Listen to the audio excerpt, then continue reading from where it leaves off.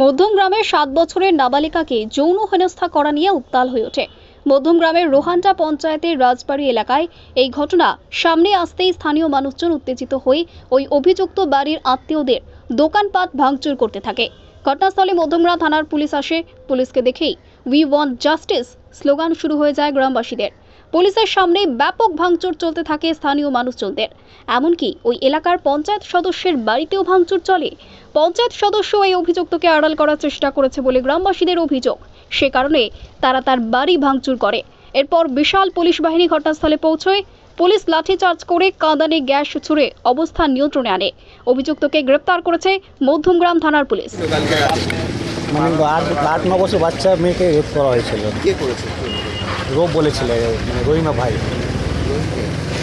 রহিম এখানে ওই সামনে বাড়ি থাকে। হ্যাঁ, এর বাড়ি এটা আছে। তার বাড়ি এমনি তার পরবর্তী সময় কি হয়েছিল? যে পঞ্চায়েত সদস্যের বাড়িতে পঞ্চায়েত গিয়েছিল রিপোর্ট করতে, এই যে ধর্ষক তাকে বাঁচাতে। তারপরে কি ঝামেলা বেড়ে গেছে। তারপর আমি চলে গেছিলাম বাড়ি। পুলিশ এসেছিল? হ্যাঁ, রাত্রে পুলিশ, রাতভর পুলিশ ছিল। অভিযোগ গ্রেপ্তার হয়েছিল? হ্যাঁ। কি নাম? আমার নাম আনোয়ার হোসেন। এই রৌবালি, এই রাজবাটি, এই যে দোকানদার, তার দোকানের মধ্যে ক্লাস 2 এর একটি বাচ্চা মেয়ে তাকে অত্যাচার করলো, দর্শন করলো। এই ঘটনা সেই মেয়েটি বাড়িতে গিয়ে যখন তার বাবা মাকে বলল, বাবা মা পঞ্চায়েত সদস্যের কাছে গেল, তৃণমূলের পঞ্চায়েত সদস্য, সে উল্টে এই ঘটনা তাদের পাশে না দাঁড়িয়ে ধামাচাপা দেওয়ার জন্যে, আজকে টাকা পয়সা তাকে দিয়ে মিটিয়ে নেওয়ার জন্য, চেপে যাওয়ার জন্য তাদের কাছে বলতে থাকে।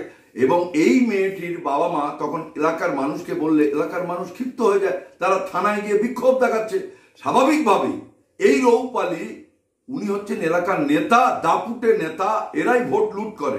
অর্থাৎ গোটা পশ্চিমবাংলা জুড়ে যা ঘটছে, এই রাজবাটি তার বাইরে নয়। সমস্ত তৃণমূল কংগ্রেসের নেতাদের প্রশ্রয়ে আশ্রয়ে এই ঘটনাগুলো সংগঠিত করছে এই লুম্পেন বাহিনী।